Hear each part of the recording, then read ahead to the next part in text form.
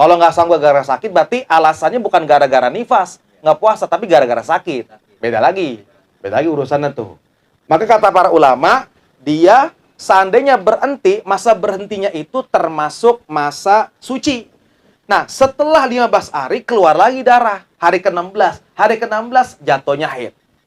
Di bawah 15 jatuhnya nifas. Nah, gitu tuh. Kan nanti ada beberapa kategori perempuan-perempuan yang memang seumur hidupnya tuh nggak pernah haid. Seperti Sayyidatuna Fatimah Al-Batul, anak baginda Nabi. Padahal tuh perempuan itu kalau haid, itu justru tanda kebahagiaan. Karena haid itu menunjukkan perempuan itu subur. Justru kalau perempuan nggak haid, itu maaf-maaf, biasanya tanda dia itu mandul. Biasanya. Tapi nggak semua. Nggak semua. Apa? Bacek. Nah kalau Sayyidatuna Fatimah beda. Beda. Makanya nanti ada cerita unik. Dalam kitab ini, saya baca ini, kitab karya guru saya nih. Ini hasil riset beliau. Ini kitab isinya fikih sama kedokteran. Ini kitab guru karya Syekh Nuruddin. Itu beliau jelasin, ada seorang nenek-nenek tapi usianya 21 tahun. Noh, gimana coba tuh mikirnya? 21 tahun tapi udah jadi nenek-nenek. Gimana ceritanya? Nih gini, ada daerah kota di Yaman namanya Son'a. Di Son'a itu ada seorang perempuan usia 9 tahun nikah. Disetubuhilah sama suaminya. Nggak lama kemudian hamil karena subur. 9 tahun ditambah dia hamil selama 9 bulan. Berarti usianya taruhlah masuk 10 tahun aja lah biar enak hitungnya. Berarti 10 tahun dia udah jadi ibu. Nah, anaknya 9 tahun ke depan nikah lagi. Berarti udah berapa tahun tuh usianya? 19 tahun. 19 tahun dia ketika nikah punya anak lagi di usia 10 tahun. Kisarannya lah, berarti dia jadi nenek usia 20 atau 21 tahun. Udah jadi nenek-nenek. Kata Syekh Nuruddin, kata guru saya, ada lagi cerita lebih ajib. Usia 18 tahun udah jadi nenek-nenek. Nikahnya usia 9 tahun. Tapi dia pas ngelahirin, usia 6 bulan masuk 7 bulan. Masuk 7 bulan udah ngelahirin. Anaknya gede sampai 9 tahun. Nikah lagi. Punya anak lagi. Pas usia 7 bulan, lahirin. Lahirin lagi. Akhirnya dia bisa kemungkinan jadi nenek-nenek usia 18 tahun. Unik juga tuh. Karena 9 tahun itu udah benar-benar masa produktif. Bisa head, bisa enggak. Jadi kalau perempuan tuh subur, 9 tahun itu udah head. Malah sekarang ngeri. Banyak perempuan sekarang tuh headnya agak tertunda. Ngeri tuh. Maka justru ngerinya perempuan itu semakin dewasa, semakin gak head, khawatir dia punya peranakannya nggak baik ke depannya. Khawatir malah punya anaknya bisa sedikit, tidak banyak. Kalau perempuan itu coba nenek-nenek kita. Saya kawinnya usia berapa itu ya? 9, 10 tahun, 11 tahun. Anaknya berapa, Ci? Segitu. Ya di Kosambi anaknya 12. Satu biangan tuh. Satu biangan 12. Dan semuanya nggak ada yang meninggal. Sehat semua. Ditanya berapa usianya waktu nikah. Kalau nggak salah usianya 13 tahun. Waktu kawin. 13 tahun. Peranakan lagi bagus-bagusnya itu. Tapi sekarang mah susah. Orang nikah aja batasan berapa sekarang? Lah enggak, udah lebih. 19 ke 20. 18 itu 2019 pas saya kawin. Pas saya kawin kata pihak KUA, bagus nikah sekarang. Start katanya, emang kenapa? Ada kemungkinan tahun depan akan naik lagi usia buat calon istri. Wah, yang nikahnya nanti 2030. Siap-siap aja lu. Tuwir dah. Itu lihat ya kondisinya ya. Kondisinya ada yang kayak gitu modelnya. Di usia masih benar-benar muda tapi udah jadi nenek-nenek. Oke, ini cerita di kalangan ulama ada. Nah, Ustadz, tadi kan kata Ustadz, yang paling sedikit tuh sebentar, sekejap. Ada yang biasa normalnya itu nifas keluarnya 40 hari. Yang paling banyaknya itu 60 hari. Nah, kita libur tuh, nggak boleh ngapa-ngapain. Indomie aja itu makan. Nah, gimana saya dulu punya mantu. Mantu saya ini ternyata keluar darah haidnya lebih dari 60 hari. Itu gimana Ustadz? Masih keluar aja 61 hari. Kata ulama, darah yang keluar lebih dari batasan maksimal darah nifas jatuhnya istihadah. Darah penyakit. Dan dia wajib sholat. Nah, wajib sholat, wajib puasa kalau bulan Ramadan. Nah, gitu gambaran tuh. Ini laki-laki mesti tahu juga. Karena kita ini punya istri. Dan kita juga nanti punya anak perempuan. Mesti diajarin soalnya. Lanjut. Baliknya. Berarti kalau ngomongin pas kayak gitu ada perbedaan dong. Iya. Kalau haid itu paling sebentarnya sehari semalam. Kalau nifas itu sulit untuk membatasi paling minimalnya. Tadi saya bilang, ada yang per menit, ada yang mungkin per detik, ada yang per jam, bahkan per hari. Ada juga. Jadi nggak ada patokannya kalau model nifas paling minimalnya. Paling banyaknya 15 hari buat haid. Nifas itu paling banyaknya 60 hari. Untuk haid biasanya 6-7 hari. Kalau nifas itu 40 hari biasanya. Nah, kalau haid itu ketika keluar haid dia jadi faktor perempuan itu baligh. Nah, kemudian faktor iddah. Umpama kan kalau dalam mazhab Syafi'i itu hampir semua mazhab Syafi'i itu berpendapat bahwasanya untuk perempuan yang diceraikan oleh oleh suaminya, maka dia selama suaminya nggak rujuk atau tarik ucapan atau pengen balik lagi kepada istri, itu akan dikasih jatah 3 kali masa kuru. Masa kuru itu ulama khilaf. Madzhab Syafi'i mengatakan kuru itu kalau nggak salah artinya haid. Jadi selama seandainya si perempuan itu 3 kali masa haid keluarnya, ternyata si suami nggak ngajakin balik, si istri boleh langsung kawin lagi. Si istri boleh langsung kawin lagi. Dan nggak usah minta rekomendasi dari suami. Langsung urus surat perceraian di pengadilan, udah jadi normal, udah punya kakak masing-masing, sini sendiri, nikah lagi. Nikah lagi. Itu namanya hukum iddah. Jadi dikasih masa 3. Umpama si perempuan bisa keluar haidnya itu tanggal pertama setiap bulan. Tanggal 1 dia diceraikan tanggal 30 April, umpama April. Masuk 1 Mei haid. Berarti udah masuk tuh haid pertama. Masuk 1 Juni haid. Masuk 1 Juli haid. Setelah haidnya berhenti, hari ke-8 dia boleh nikah lagi. 8 Juni dia udah boleh nikah lagi. Dan kalau mau ngikut hukum agama, masih dibawa ke pengadilan, diurus surat perceraian. Setelah udah keluar perceraian, udah beda kakak, baru nikah lagi. Itu kira-kira gambarannya. Itu iddah. Agustus pesta lagi. Barengan sama 17-an itu. Nah, kalau masalah nifas dia nggak berkaitan sama gitu-gituan. Kemudian untuk haid juga dia mah sepaling minimalnya aja itu udah nggak sholat. Minimalnya satu hari satu malam. Tapi kalau nifas karena sulit buat memprediksinya, jadi nggak mesti ada patokannya. Sedikit aja keluar, setelah keluar dia berhenti, nggak mesti 1 hari 1 malam nunggunya. Hitungan detik atau hitungan menit, dia langsung wajib sholat lagi. Setelah benar-benar berhenti darah nifasnya. Itu bedanya tuh. Kalau masalah haid, dia mesti hitungannya 1 kali 24 jam. Emang, Ustaz, saya pernah istri saya umpama, itu ternyata haidnya itu di bawah 24 jam. Nah, kalau istri Anda keluar haidnya ternyata kurang 24 jam, itu namanya istihadah. Jadi istihadah itu nggak mesti antum bayangin lebih dari 15 hari, enggak. Istihadah itu adalah kurang dari batas minimal. Umpama minimalnya 1 hari 24 jam, gitu kan. Keluarnya cuma 1 jam. 1 jam itu bukannya haid, jatuhnya istihadah. Nah, kurang dari batasan, lebih dari batasan maksimal, 16 hari. Masih keluar darah juga. Hari ke-16 jatuhnya adalah haid. Jatuhnya adalah istihadah. Kurang dari, lebih dari batasan normal. Normalnya 6-7 hari. Hari ke-8 masih keluar. Maka jatuhnya adalah istihadah. Ustadz, istri saya keluar darahnya, di tengah-tengah dia haid. Biasanya istri saya keluarnya 7 hari setiap bulan. Hari pertama, hari kedua haid. Hari ketiga berhenti. Hari keempat haid, hari kelima haid. Hari keenam, hari ketujuh berhenti. Hari ke-8 keluar darah lagi. Oke, saya rinciin. Hari pertama, hari kedua keluar darah, haid namanya. Hari pertama sampai hari ke-7, di tengah-tengahnya dia berhenti, berhentinya juga termasuk haid. Paham gak tuh? Termasuk haid itu, hati-hati tuh. Lu berhenti, Neng? Iya bang, berhenti. Itu nggak boleh kita berhubungan. Karena selama kita masih yakin darahnya bakal keluar lagi di hari ke depan, dan ternyata kondisinya ketika kita tanya, emang lu biasanya berapa hari keluar setiap bulan? 7 hari bang, gableng. Itu masih head. Hampir aja offset gua.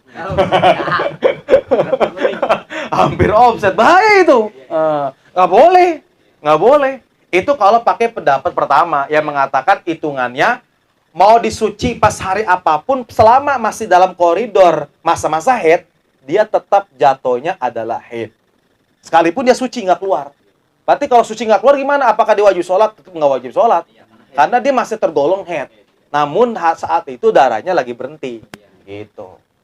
Paham nggak bang? Yang belakang. Belum pada punya bini kali ya? Diem-diem baik. Ustaz ngomong apa sih dari pertama kita nggak paham. Kalau dia mandinya bu, dia mandi, tapi dia udah mandi. Berarti untuk mandi wajib itu nggak berlaku. Nggak berlaku. Ketika dia mandi, ternyata pas dicek masih berdarah. Ya itu mandi jadi mandi biasa. Sekalipun dia awalnya mandi junub, mandi hadasan. Mandi hadas itu akan berlaku ketika dicek. Maaf ya, kemaluan perempuan itu udah selesai. Biasanya tanda-tanda selesai itu, mau selesai itu 2. Darahnya akan berubah jadi warna abu-abu atau warnanya itu kuning. Mesti tahu tuh warnanya tuh. Kita mesti riset. Nanya sama bini, warnanya apa neng? Agak-agak coklat. Kalau coklat tuh flek. Biasanya tuh. Itu bukan kuning sih, jatuhnya coklat. Disebutnya blonde. Syukro itu adalah warna campuran antara sufro dengan humroh. Jadi warnanya agak-agak oranye tapi kecoklatan. Gitulah. Itu biasanya udah mulai itu. Nah, biasa juga ada perempuan, tipe perempuan jatuhnya itu adalah rutubatul baido, keputih-putihan. Keputihan itu yang ada di ujung di ujung hari haid, itu jatuhnya bukan haid lagi, jatuhnya suci. Dan dia orang keputihan wajib sholat. Wajib sholat itu. Kalau terjadinya di ujung haid ya, ingat ya, di ujung haid ya. Jangan salah paham nih. Di hari ke-7-nya yang udah mau berhenti, apalagi hari 8, mau jelas semua. Ini ternyata keputihannya terjadi di hari ke-3. Itu jatuh tetap haid, sekalipun putih. Karena dia masih di masa-masa haid. Mesti paham tuh. Hati-hati itu mesti paham. Nomor 7 berarti itu.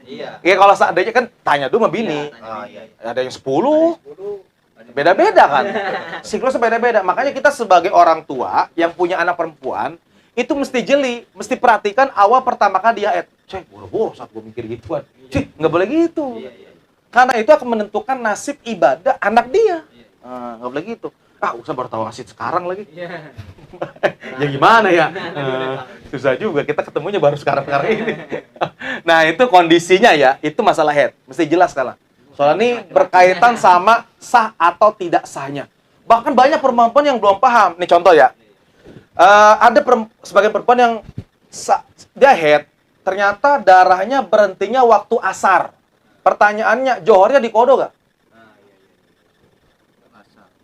Asar dia berhenti haid. Nah, hati-hati nih. Pas asar, waktu asar yang semesti sholat asar, alhamdulillah dia berhenti haid. Pertanyaannya, berarti kan johor lewat. Pertanyaannya, johornya wajib dikodo gak? Wajib dikodo bang. Nah kan, baru tahu. Kenapa? Karena dia masih dalam satu rentetan sholat. Makanya zuhur asar bisa dijama. Hati-hati tuh. Banyak banget dong utang sholat bini kita. Makanya ngeri. Bener kata Nabi, aktsaru ahlin nar an-nisa. Penghuni neraka paling banyak perempuan. Karena banyak yang nggak sholat. Nggak paham di situ. Itu ngeri itu makanya. Berarti kalau seandainya dia berhenti haidnya waktu isya. Maghribnya kodo nggak? Kodo. Berhentinya haidnya jam 4 subuh. Belum subuh dong? Wajib maghrib nggak? Wajib isya nggak? Wajib. Wajib kodo maghrib nggak? Enggak. Wajib lah. Kan udah jam 4 subuh. Jam 4 subuh belum subuh. Kan subuh jam 5 kurang 15. Sekarang. Asar? Enggak lah, kan udah masuk ranah isya. Kejauhan asar mah. Kejauhan asarnya mah. Maghrib ya? Maghrib. Karena dia saat itu berada di waktu isya. Kalau asar ngambilnya ke zuhur ya. Gitu. Kalau asar tarik zuhur. Kalau isya tarik maghrib. Gitu loh. Pertanyaan lagi. Nah, kita main pertanyaan aja dah. Dia mulai haidnya asar. Asar mulai, tadi kan berarti head. Iya, iya. Sekarang mulai headnya asar. Asar, oke. Johornya di kodo nggak? Boleh. Johor di Asarnya di kodo nggak asarnya? Maaf, asarnya di kodo nggak? Dia baru head asar. Iya. Asarnya di kodo nggak? Di kodo toh. Kodo karena udah mulai. Iya. Nah, ini dia. Nah. Asarnya tetap di kodo, Kodo. jatuhnya utang. Karena dia berada di waktu sholat. Iya. Oh, Apalagi kalau dia tunda sholatnya. Waduh, Iya kan? ngerinya ditunda. Iya. Azan jadi. Beda cerita kalau dia udah sholat. Iya. Nah, itu mah sholat mah udah nggak ada ceritanya. Cerita. Dia headnya bang jam 4. Empat.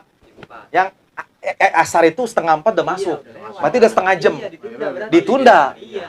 Wajib kodo tuh, Iya. bilangin bini tuh. Betul. Saya baru tahu saya. Wah, itu ngeri makanya. Masalah head itu. Kalau pas posisi datang terus ajan. Saat posisi ajan. Udah masuk waktu. Udah masuk waktu ya. Udah masuk waktu. Kayak buka Tetap puasa, itu. Jatuhnya. Kayak buka puasa dia. Azan dia makan. Kayak gitu modelnya, benar. Iya. Itu tetap dia jadi hutang. Makanya kita punya bini sekarang, bukannya kita ngina bini, nyinggung bini enggak. Neng, kamu nggak apa-apa sholat sunnah, tapi ada selingannya sholat kodo. Emang aku pernah ninggalin apa? Mungkin adalah di jaga-jaga ihtiyaton. Nah, jaga-jaga, ada mungkin sholat yang kelewatan atau yang kita nggak paham di masa-masa head kamu. Tadi saya baru pulang ngaji, kata Ustaz gini. Aduh, saya baru tahu bang. Wah, itu tanggung jawab kita sebagai suami.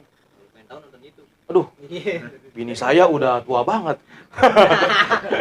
Gimana nih, Ji? Yang muda bilangin bini yang muda. Bini muda lagi. Nggak apa-apa, terus aja kodo. Kata ulama, seandainya di tengah-tengah kodo, dia meninggal, tapi dia berusaha menyelesaikan kodonya, tetap orang itu dapat pahala. Amin. Dapat pahala dan insya Allah Allah tanggung nanti. Amin. Nah, kadang udah berusaha dia. Udah berusaha untuk nutupin kodo-kodonya, tapi ya apa daya Allah punya kehendak, usianya nggak nyampe. Usianya nggak nyampe. Itu juga sama. Pertanyaan, Hmm. ada katanya teman saya bilang dia ibaratnya waktu masih muda tidak sholat, Hmm. dia mau kodo. Nah waktu misalkan kodonya apakah di waktu subuh, apa mulai zuhur, asar atau Sunnahnya gitu. Sunnahnya dia mengerjakannya di waktu-waktu tertentu kayak tadi kodo subuh ya di waktu subuh gitu. Nah, kalau dia ninggalinnya waktu mabab ya di waktu zaman jahiliyah. Nah, gitu. Dia nggak paham agama, pernah terbabit dalam masalah apalah dulunya gitu. Kata ulama, berarti dia meninggalkannya dengan unsur kesengajaan. Kalau unsurnya kesengajaan, maka kodonya itu mesti segera. Satu. Yang kedua, dia nggak boleh. Bahkan kata ulama, haram sholat sunnah. Nggak boleh sholat sunnah. Karena utangnya terlalu banyak, utang wajibnya. Nggak apa-apa, tetap. Ketika dia punya niatan nutupin utang-utang wajibnya, sampai-sampai nggak sempet ngejalan sholat sunnahnya, tetap dapat pahala sunnah. Karena dia udah berusaha buat nutupin yang wajib-wajibnya. Nah, gitu tuh. Paham nggak, Bang? Insya Allah. Nah, gitu tuh. Ini uniknya syariat gitu. Iya, iya. Jadi jangan dianggap sulit. Iya, iya. Nah, pelan-pelan aja, pelan-pelan. Bilangin bini. Udah kodo, Neng. Udah, Bang. Alhamdulillah. Nah, tadi udah sholat johor. Udah, kodo sekalian ya. Kodo johor gitu. 4 rakaat. Nah, udah, bilangin aja bini. Karena baru tahu, itu ilmunya baru tahu. Ustaz, nggak ada yang hukum yang paling rendah apa gitu. Toleransi. Ya ada aja toleransi mah. Iya. Namanya fikih mah pendapatnya ya ada aja ngeles-ngeles. Beras. Ini aja. Pakai beras dan yang terguguru pakai beras untuk meninggal. Udah. Nah, itu pendapat-pendapat kayak gitu nggak bisa kita pakai. Jadi sampai kapanpun abang-abang, sholat kita itu nggak bakal bisa ditutup pakai beras pidyah. Sebagaimana puasa. Kalau puasa orang meninggal tutup pidyah oke. Masih bisa dalam syariat. Tapi kalau sholat ini nggak bisa. Nggak bisa. Bahkan kata ulama, seandainya keluarga kita ngirimin sholat hadiah pun, itu nggak bakal bisa ketutup. Karena itu kesalahan pribadi dia kepada Allah. Itu ngerinya sholat. Makanya sholat itu yang paling pertama ditanya sama Allah sebelum kegiatan ibadah yang lain. Nggak bisa. Sholat itu yang paling pertama. Karena yang paling intern. Itu. Masalah bicara puasa, ya kan 30 hari doang setahun. Sedekah zakat fitrah, ya sekali aja. Itu juga event Ramadan doang. Sholat setiap hari, haji kalau dia mampu. Tapi kalau sholat, mampu nggak mampu, miskin kaya, berilmu atau tidak, oh wajib sholat. Dulu kalau seandainya dia ahli sodako, secara tenaga ataupun uang, macam sholat sunnah, tapi wajibnya berantakan sholat wajibnya. Itu bagaimana? Oh sama, bahaya juga. Sunnah itu akan mendukung dan melengkapi yang wajib. Jadi wajib itu mesti kita benerin dulu. Nah, seandainya nggak benar, insya Allah tertambal dengan perkara sunnah. Tapi tetap yang mesti kita ambil berat itu apa? Yang wajibnya dulu. Iya, wajib dulu. Lu jangan ngerjain yang sunnah malah melalaikan yang wajib. Iya, iya. Kejar tahajud sampai 1000 rakaat, subuhnya kagak. Ya, Itu berat. salah itu. Makanya kata Sayyidina Umar, antum tertipu. Antum tertipu. Semalaman suntuk sholat tahajud, tapi subuhnya enggak sholat. Salah itu. Tapi kan udah cukup dengan 1000 rakaat sholat kita. Lu mau 1 juta rakaat juga, subuh mah nggak bakal bisa tertandingi. Sekalipun cuma 2 rakaat. Sekalipun cuma 2 rakaat. Itu pentingnya sholat ya. Oke, lanjut dah. Ini hitungan masalah haid yang tadi terputus-putus. Kayak misalkan tadi tuh, yang 7 hari. Ada yang haidnya, ada yang berhentinya, haid lagi, berhenti lagi, haid lagi. Jadi kesimpulan kata ulama, yang berhentinya itu termasuk haid. Nah, yang paling bawah tuh, ini kita simpulin aja ya. Yang paling bawah itu, kalau seandainya ada pendapat namanya pendapat lakti. Qaulul lakti itu pendapat comotan lah. Artinya apa? Yang di waktu haidnya haid, yang di waktu berhenti ya suci. Jadi contoh ada wanita tadi 7 hari keluar haid. Biasanya, ternyata di hari ketiga dia berhenti, berarti suci. Dia boleh berhubungan intim dengan suami, wajib sholat, kalau Ramadan wajib puasa. Di waktu berhentinya. Ini pendapat kedua, tapi tetap pendapat yang paling kuat, pendapat yang pertama.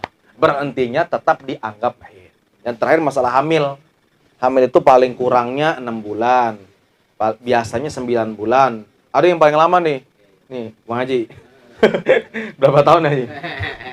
4 tahun paling lama. Kalau nggak salah Imam Syafi'i itu 2 tahun. Di kandungan. Makanya selama 2 tahun emaknya itu ngapal Quran. Jadi keluar Imam Syafi'i, emaknya juga udah jadi hafiz Quran. Makanya pas keluar 6 tahun kemudian anaknya habis Quran lagi. Gitu. Karena udah diajarin dari perut. Karena bayi itu, manusia itu, indera pertama yang pertama kali terbentuk adalah telinga. Jangan macam-macam makanya sama ibu hamil. Omongan kasar tuh masuk ke telinga bayi. Yang sekalipun masih dalam perut. Itu gambaran kayak gitu tuh. Kemudian apa lagi? Ghayatu tasawwuril janin fi bati ummihi arba'atu ashur. Katanya terbentuknya janin dalam perut si ibu itu ketika 4 bulan. Nah, udah terbentuk tuh. Maka udah ditiupin ruh, udah bisa dengar dan udah bisa tahu kondisi yang di luar perut ibunya. Dah, cukup ya? Mudah-mudahan itu saja yang dapat Al-Fakir sampaikan. Kurang lebihnya Al-Fakir mohon maaf. Bila taufiq wal hidayah. Assalamualaikum warahmatullahi wabarakatuh. Waalaikumsalam warahmatullahi wabarakatuh.